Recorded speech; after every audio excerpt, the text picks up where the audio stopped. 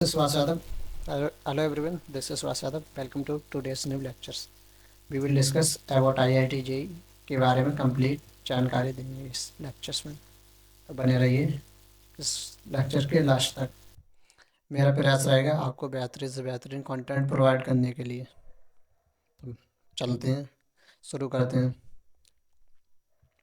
सबसे पहले क्वेश्चन आता है कि IIT क्या होता है, कि व्हाट इज IIT क्या होता है। सुना तो बहुत होगा। IIT की फुल फॉर्म होती है इंडियन इंस्टीट्यूट ऑफ टेक्नोलॉजी। आई से इंडियन इंस्टीट्यूट ऑफ टेक्नोलॉजी। इसके लिए इंडियन गवर्नमेंट के द्वारा सबसे पहले 1950 में स्टार्ट किया गया है, जिससे कि अपने देश में टेक्निकल एजुकेशन को ग्रोथ मिल सके, जिससे कि हमारे देश में अच्छे अच्छे इंजीनियर पैदा हो सकें, मैनेजमेंट के लिए बेहतरीन स्टूडेंट निकलें, और बहुत सारी चीज़ जैसे रिसर्च वगैरह के लिए बहुत सारे कोर्स कराने के लिए साइंस के फील्ड में मेनली IIT के लिए स्टार्ट किया गया था, जो आज की डेट में टोटल 23 हैं। 23 तो इंडिया में है, और जो दो यानी वो है इंटरनेशनल। यानी एक IIT मद्रास ने कैंपस खोला है जंजीबार में, दूसरा भी खोलने के लिए अभी काम चल रहा है उस पर, वो है तंजानिया में। जंजीबार तंजानिया यानी एक खोला, दूसरा श्रीलंका में खोला है। और एक IIT अपनी है दिल्ली, जिसने आबू धाबी यानी सऊदी अरब में खोला है। आबू धाबी यानी दुबई में अपना कैंपस खोला है। जो IIT कॉलेज होती है इनमें मेनली जो एजुकेशन कराई जाती है वो उसका मीडियम होता है, वो इंग्लिश होता है। हिंदी इंग्लिश ही होता है मेनली। ये इंडिया की टॉप इंजीनियरिंग इंस्टीट्यूट में आती है। इंजीनियरिंग की सबसे इंस्टीट्यूट टॉप में कौन कौन से माने जाते हैं, जिसके लिए IIT। उसके बाद देखते हैं कि इसमें एडमिशन कैसे होता है। अगर इतनी टॉप है इंजीनियरिंग के लिए तो एडमिशन कैसे होता है। तो इसका एडमिशन प्रोसेस ऐसे होता है, जैसे आप क्लास ट्वेल्थ में थे हैं या फिर 12th पास कर चुके हैं, तो उसके बाद आपके लिए दो एग्ज़ाम देने पड़ते हैं IIT में एडमिशन लेने के लिए।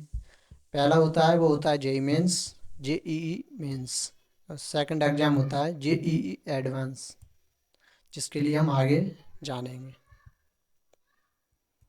फिर बात आती है JEE मेंस क्या होता है। JEE मेंस क्या होता है, तो जो JEE है इसकी फुल फॉर्म होती है जॉइंट एंट्रेंस एग्ज़ाम। जो JEE मेंस का एग्ज़ाम होता है वो कंप्यूटर पर कराया जाता है, कंप्यूटर बेस्ड। जो एग्ज़ाम का जो टाइम की ड्यूरेशन होती है वो 3 घंटे की होती है। 3 घंटे में आपके लिए करना होता है। इसमें नेगेटिव मार्किंग भी होती है 1/4 की, काट दिया जाएगा। अगर सही है तो आपके लिए 4 मार्क्स दिए जाएंगे। नंबर ऑफ सब्जेक्ट इसमें फिजिक्स, केमिस्ट्री और मैथमेटिक्स 3 सब्जेक्ट आते हैं। इसका जो सिलेबस होता है वो CBSE क्लास 11 और क्लास 12 के बेस का ही होता है। जो CBSE में फिजिक्स केमिस्ट्री मैथ में क्लास 11 और ट्वेल्थ में होता है, वही JEE मेंस का एग्ज़ाम का होता है।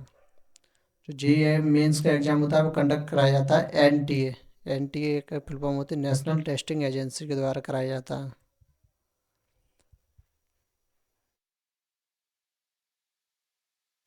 जो JEE मेंस का पैटर्न होता है वो इस तरह होता है। फिजिक्स केमिस्ट्री मैथ 3 सब्जेक्ट होते हैं। टोटल 25 क्वेश्चन आते हैं, जिसमें से 2 सेक्शन होते हैं बेसिकली। पहला होता है वो होता है सब्जेक्ट न्यूमेरिक ऑब्जेक्टिव क्वेश्चन वाला, और सेकंड होता है वो न्यूमेरिकल क्वेश्चन वाला,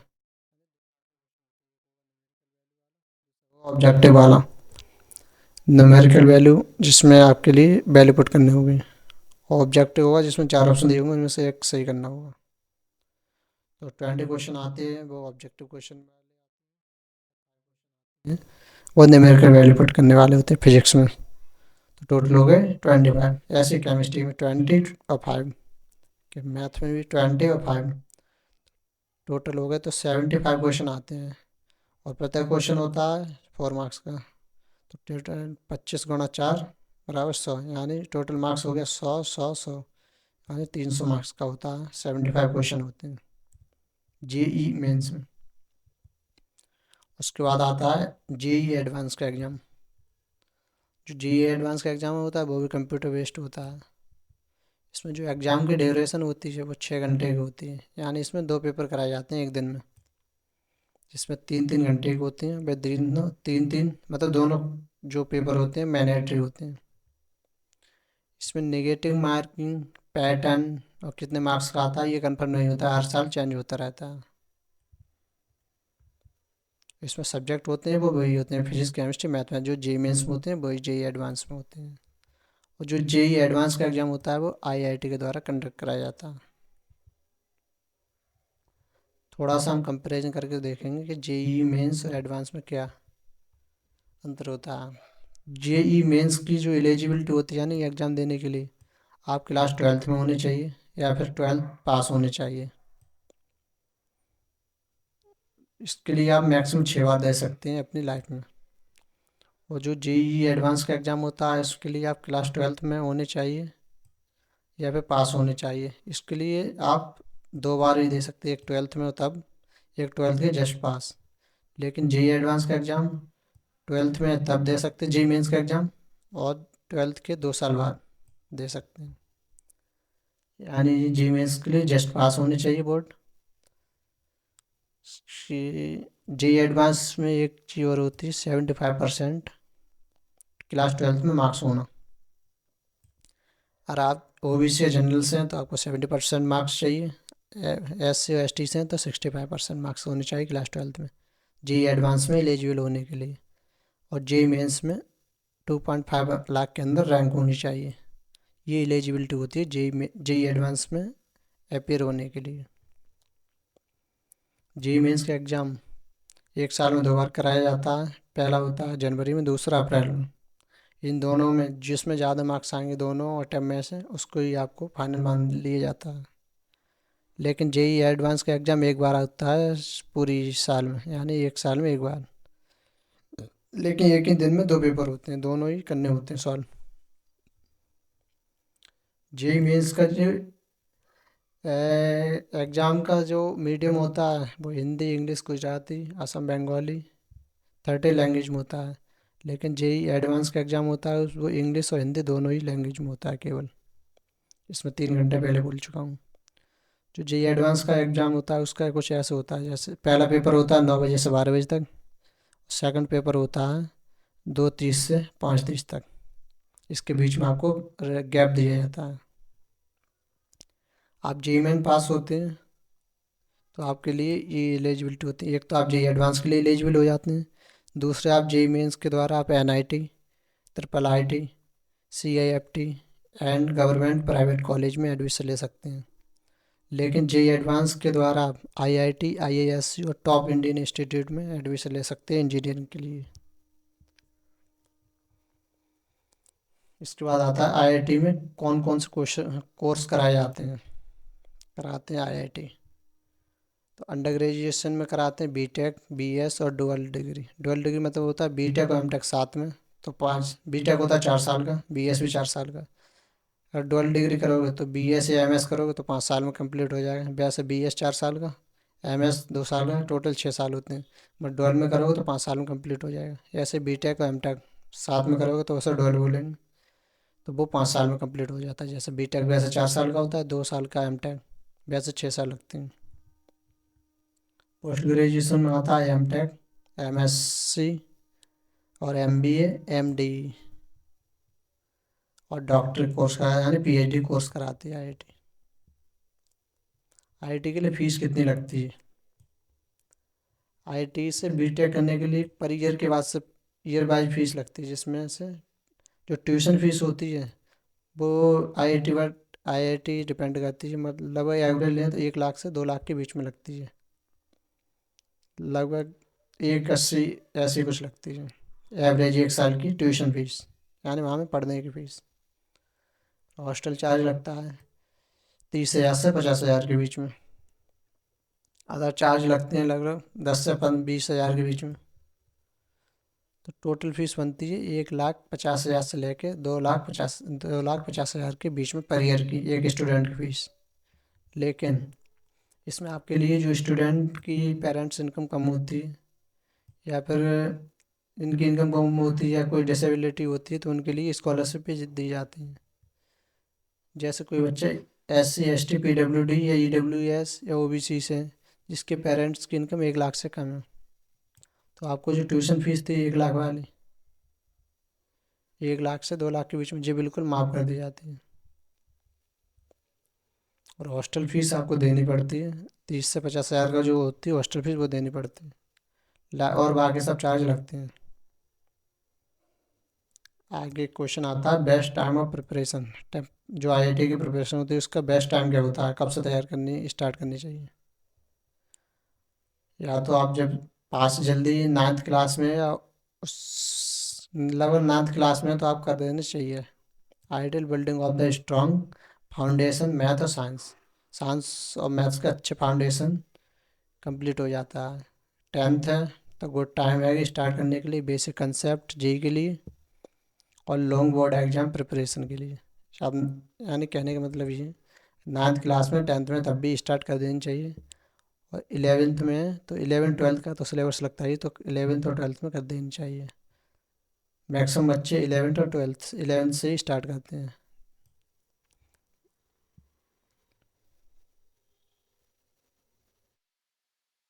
अगर आप 11th से करते हो तो बेस्ट टाइम है serious preparation with structure study plan. अगर आप 12th के बाद करते हैं जिसे ड्रॉप आउट बोलते हैं, तो आपको लिए नीड होती है focus 1 year preparation can be effective. तो आपके लिए बहुत अधिक मेहनत करनी पड़ती है। उसके बाद आती है पैकेज। पैकेज क्या लगता है, यानी कितनी सैलरी मिलती है आईआईटी से पढ़ाई करने के बाद। इसकी एवरेज पैकेज होता है तो 20 से 30 लाख के बीच में होता है, बट स्टूडेंट पर स्टूडेंट पे डिपेंड करता है। तो आईआईटी का हाईएस्ट पैकेज होता है 1 से 2 CR के बीच, यानी 2 करोड़ के बीच होता है। ये पैकेज होता है ईयर वाइज होता है। फिर इसके बाद आते हैं कुछ क्वेश्चन आंसर जो स्टूडेंट के डाउट आते हैं कि वो पहला डाउट है जेई एडवांस का कट ऑफ कितना होता है। ये हर साल बदलता रहता है, लगभग 10,000 से 12,000 तक की रैंक में होती है। उसके लिए आईआईटी में एडमिशन के चांस ज़्यादा होते हैं। सेकंड क्वेश्चन है आईआईटी में एडमिशन के बाद लाइफ कैसे होती है। इसका आंसर है हाई क्वालिटी एजुकेशन मिलती है यहाँ पर, रिसर्च अपॉर्चुनिटी, इंटर्नशिप, प्लेसमेंट के बड़े चांस होते हैं। कोडिंग कल्चर मिलता है वहाँ पे, robotic entrepreneurship, non tech career भी आईआईटी एक बेहतरीन प्लेटफॉर्म है। सेकंड क्वेश्चन है क्या आईआईटी के बिना जेई एडवांस दे सकते हैं, तो इसका आंसर है बिल्कुल नहीं। इसके लिए आपको जीमेंस क्वालिफाई करना होगा, उसमें आपकी रैंक 2.5 लाख के अंदर होनी चाहिए, जो मैंने पहले भी डिस्कस कर चुका हूँ। क्या बोर्ड वाले स्टूडेंट जेई क्रैक कर सकते हैं? बिल्कुल कर सकते हैं, हाँ कर सकते हैं, जबकि एनसीईआरटी बुक अच्छे से कवर की हो, उनके कंसेप्ट अच्छे हैं, पीवाईक्यू तगड़े लगाए हों। नेक्स्ट क्वेश्चन आता है आईआईटी में गर्ल के लिए कोई स्पेशल कोटा रिजर्व किया जाता है? यस, आईआईटी में गर्ल्स के लिए 20% सुप्रीमेसी सीट होती है, जिससे कि फीमेल कैंडिडेट के सिलेक्शन के चांस बढ़ सके और जेंडर इक्वलिटी भी हो सके। क्या जेईई मेन के बाद डायरेक्ट गवर्नमेंट कॉलेज मिल सकती है? हाँ, जेईई मेंस से आपके लिए आप एनआईटी, ट्रिपल आईटी, जीएफटीआई और स्टेट गवर्नमेंट इंजीनियरिंग कॉलेज भी मिलती है आपके लिए। लेकिन आईआईटी चाहिए तो आपके लिए एडवांस का भी एग्ज़ाम देना होगा। क्या आईआईटी का सिलेबस हर साल चेंज होता है? नहीं, जेईई का जो सिलेबस होता है मेजॉरिटी फिक्स रहता है, लेकिन छोटे छोटे मॉडिफिकेशन हो सकते हैं, जैसे जैसे आप ऑफिशियल नोटिफिकेशन चेंज करते रहते हैं। लेकिन हर साल जो जेईई का सिलेबस रहता है वो सीबीएसई के बेस पर रहता है, 11th और 12th का।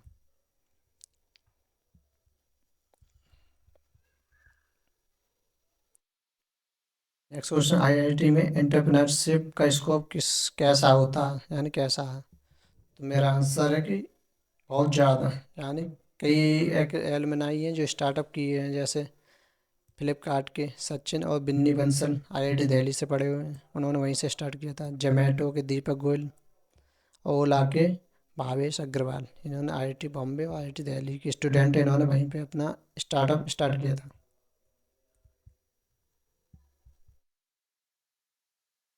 नेक्स्ट डाउट है आईआईटी के लिए 11वीं 12वीं में कितने % मार्क्स होने चाहिए?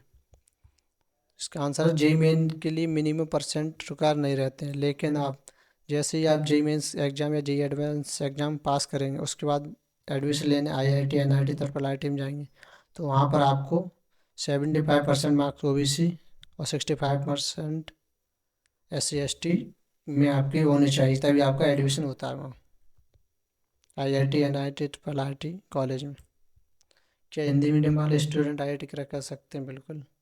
एनटीए अब हिंदी से 13 भाषा के साथ ही हिंदी मीडियम की कई स्टूडेंट आईआईटी तक पहुंच चुके हैं, जिसके कंसेप्ट क्लियर है अब पढ़ाई में थोड़ा अच्छा।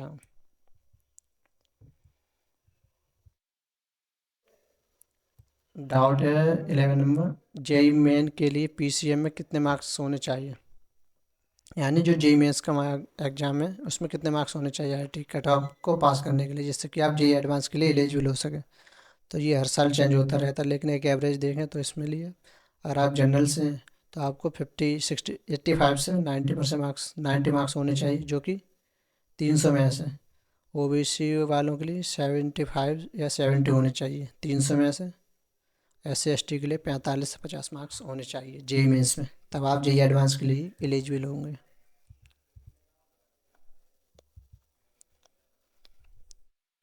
आईआईटी के अलावा करियर ऑप्शन क्या है? आईआईटी के अलावा आप इंजीनियरिंग करना चाहें तो एनआईटी ट्रिपल आईटी बिट्स, ये प्राइवेट कॉलेज हैं, लेकिन आईआईटी एनआईटी ये गवर्नमेंट कॉलेज है। बिट्स पिलानी बीआईटी और एसआरएम में भी एडमिशन ले सकते हैं अगर आपका आईआईटी नहीं होता। गवर्नमेंट जॉब के लिए आप एनडी एसएससी यूपीएससी इसरो डीआरडीओ किसी भी एग्जाम में बैठ सकते हैं। स्किल बेस्ड करियर के लिए आपको डेटा साइंस कर सकते हैं, एआई सॉफ्टवेयर डेवलपमेंट भी कर सकते हैं आईटी से पढ़ के, तैयारी करने के बाद कोई दिक्कत नहीं।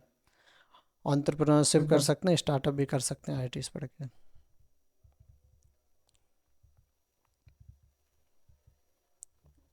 नेक्स्ट क्वेश्चन है कि बेस्ट बुक कौन कौन सी है आईआईटी की तैयारी करने के लिए? तो फिजिक्स में S C Verma, DC Pandey और आईडॉब एरोडॉब, और जो केमिस्ट्री में एनसीईआरटी पढ़ें ओपी टंडन, एमएस चौहान जो ऑर्गेनिक के लिए है, और मैथ के लिए आर डी शर्मा, सिंगेज और लगा सकते हैं।